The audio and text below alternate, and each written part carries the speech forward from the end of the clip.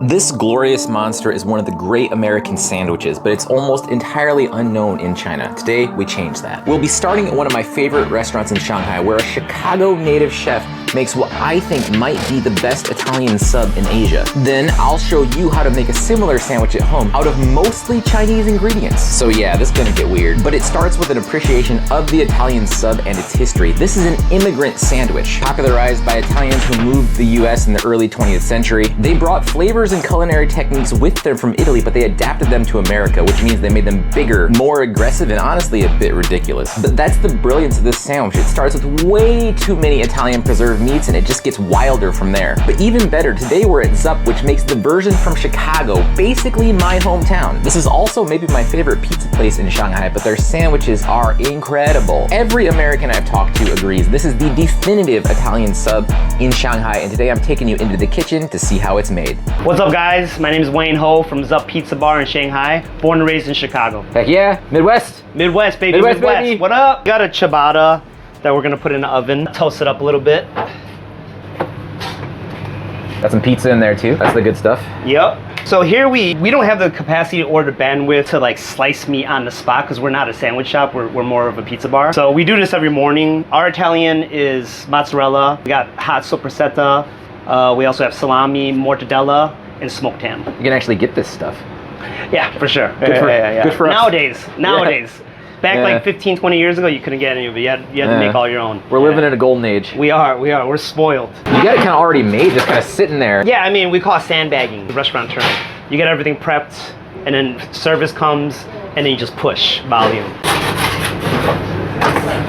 So we want to make sure there's like some color from the bread, because Italian sandwich, the longer it sits, as opposed to eating it right away, because all the vinegar, all the oil, it kind of forms like amalgamation, and it just gets better as it ages. It needs to soak in there. It needs to soak. It needs to be a little bit wet.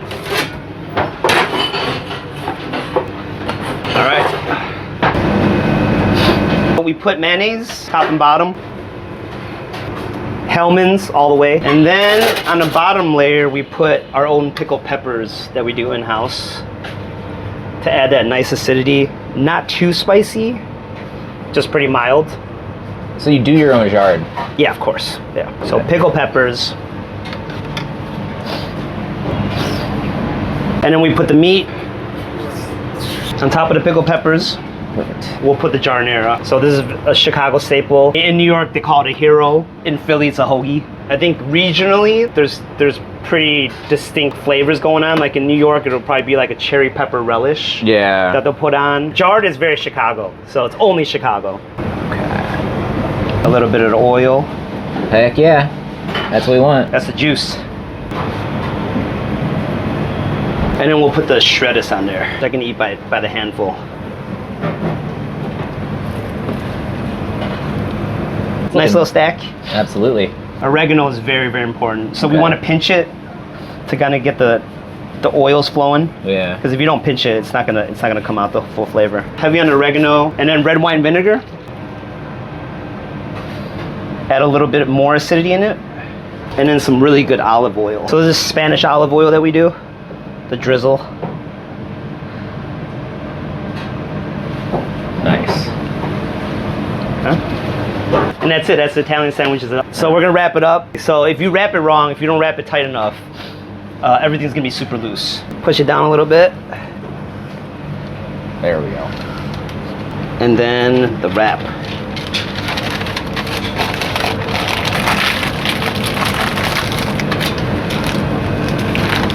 There you go. All right, how long do you think that should sit for optimum soakage? Half an hour. Whoa! That's long. I like my sandwiches like that though. So this is a good choice for Waimai then? It's a very good choice. Okay. It holds up very well. And then we're gonna slice in the middle.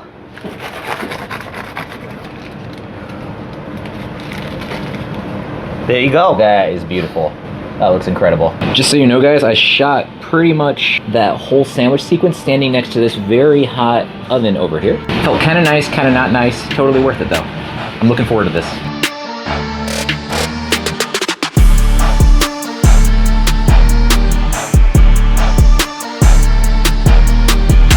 Just so you know, guys, this is how big this thing is in comparison to my face. This is how it is supposed to be. Let's go for that. Ooh, just like you said, not too greasy, but just the right amount. Let's go for it.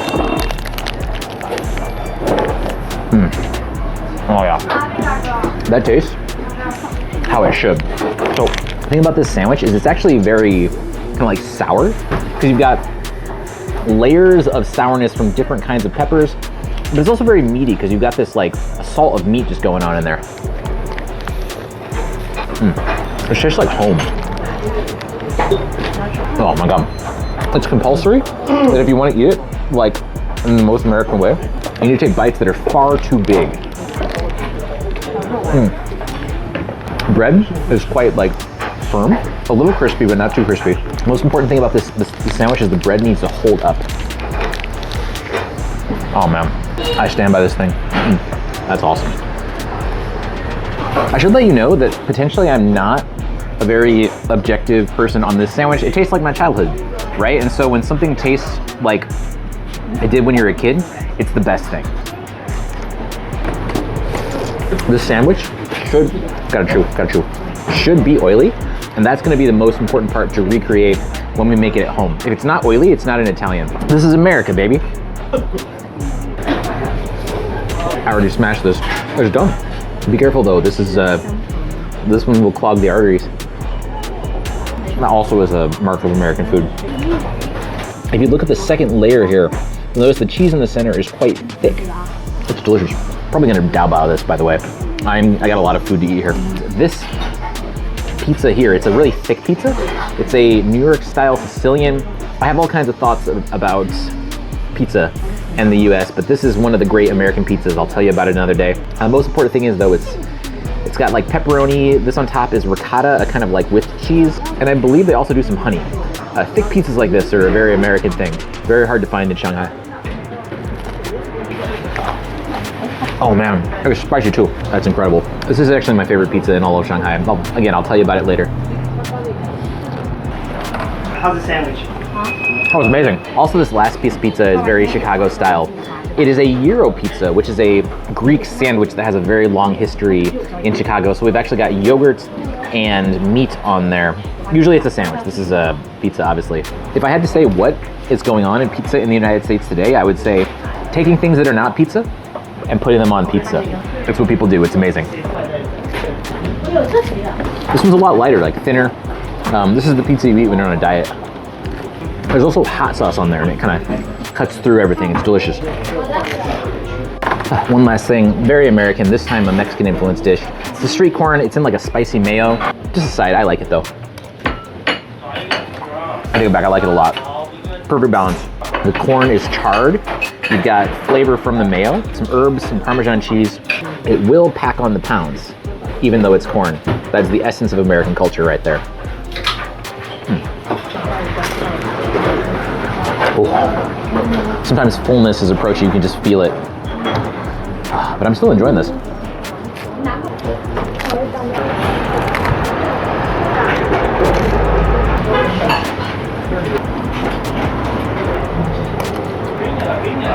That's so good.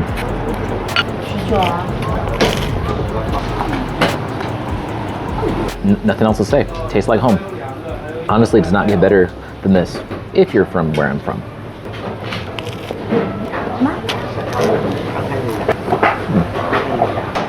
Okay, that was awesome. Time to see if we can do this.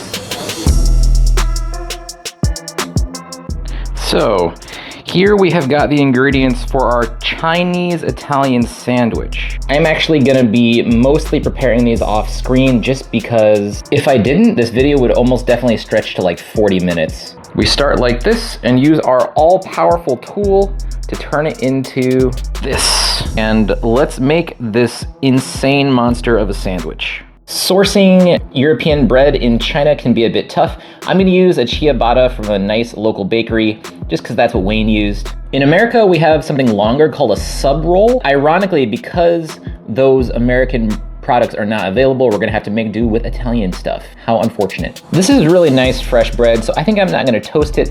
However, just like Wayne, I think I'm gonna soak it in oil. First, and maybe most important product going on there, is a Cantonese product called Ganlan Sai olive leaves, basically.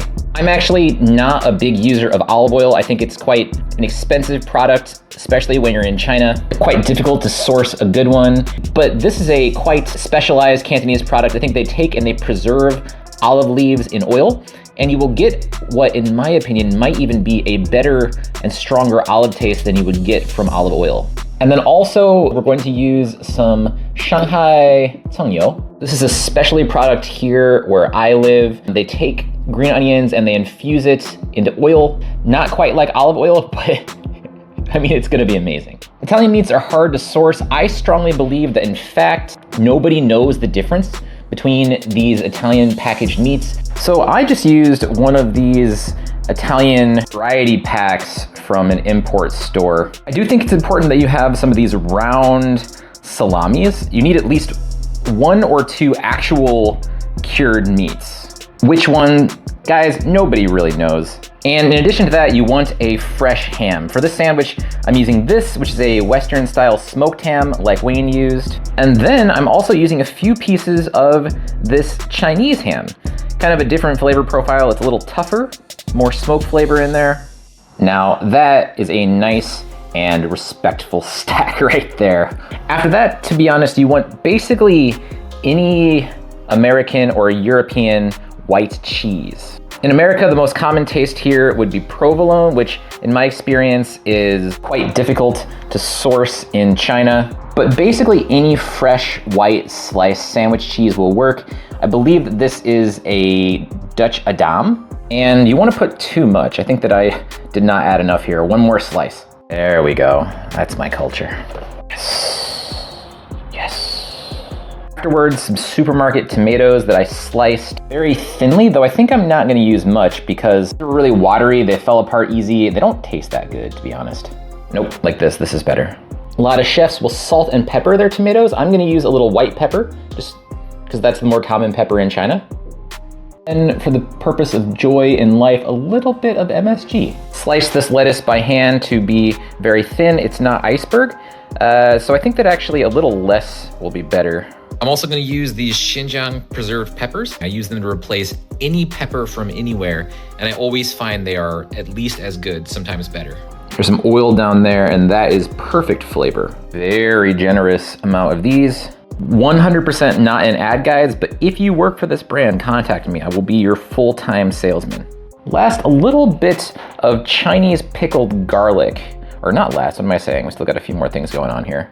Flavor in here is good, a little sweet. It also made sense to me to do tongue rather than onion. A little bit more green onion oil. There's actually some green onions in here. That's gonna be like incredible. Last, I can't seem to decide what kind of vinegar I want. So I'm gonna do half of this with black vinegar and half with white vinegar. 1, 2, 3. Smush! Oh, dang it, I just realized I don't know if I have a way to wrap this. Let's think. Okay, yeah, we're good. Compared to Wayne, my Italian is very badly wrapped, but I'll let this dude sit here while I actually clean up and get ready to go to work. This needs something to weigh it down. Stupid. Okay, my patience is done. Let's get this guy out of here. Bottom is wet, in a good way. Oh my freaking God. Hey, Yang. Crispy bread, too. Nice cheese protrusion. Very generous with the meats. Ha ha ha. Oh, there's resistance. The knife barely wants to go through. Whoa. Ah. Yes. Ah, cheese is falling. Fix that. Wow, look at that. It's just covering me up. Okay, so I do need to take a minute just to appreciate the insanity of this thing that I have made. Very thick meat there. On that bottom layer, you can actually see the soakage from the oil. It's penetrating into that bread. Holds up well in the hand. Stack these two on top of each other for a second, just because this is the internet and that's what we do. Not an exaggeration to say that no one in all of history has ever eaten this sandwich before, so let's go for it.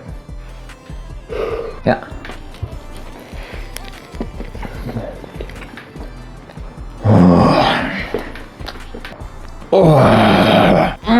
This is like Italy and China smashed into a sandwich. Oh, in America too.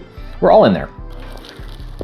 What? Layers of complexity from the meats. What's coming through the most might actually be the olive leaves. It gives them a stronger olive taste than an actual Italian sandwich. Bright, fruity flavor from those peppers. Could have used just a little bit more vinegar, which I might drizzle some on there, actually. Okay, got my friends here. White vinegar first. It tastes like an Italian sandwich. A little bit of Zhenjiang vinegar, one I bought in a video a while ago. Same one. It's more assertive, whereas the white kind of just blends in. Oh, and I came to a hunk of cheese too. Look at this soaked bread. Shanghai pepper bread. Okay.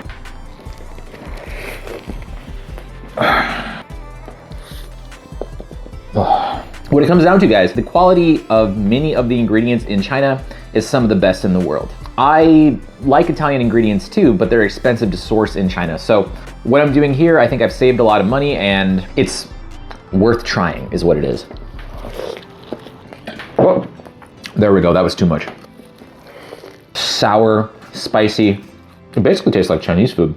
That reminds me. Some la jiao yo. This is a nice, actually, northwestern la jiao yo from a restaurant I like here.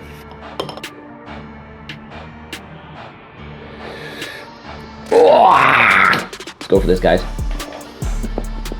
The actual kind of like fried, dried chili taste on here, it pushes it away from Italy towards China in a way that I like.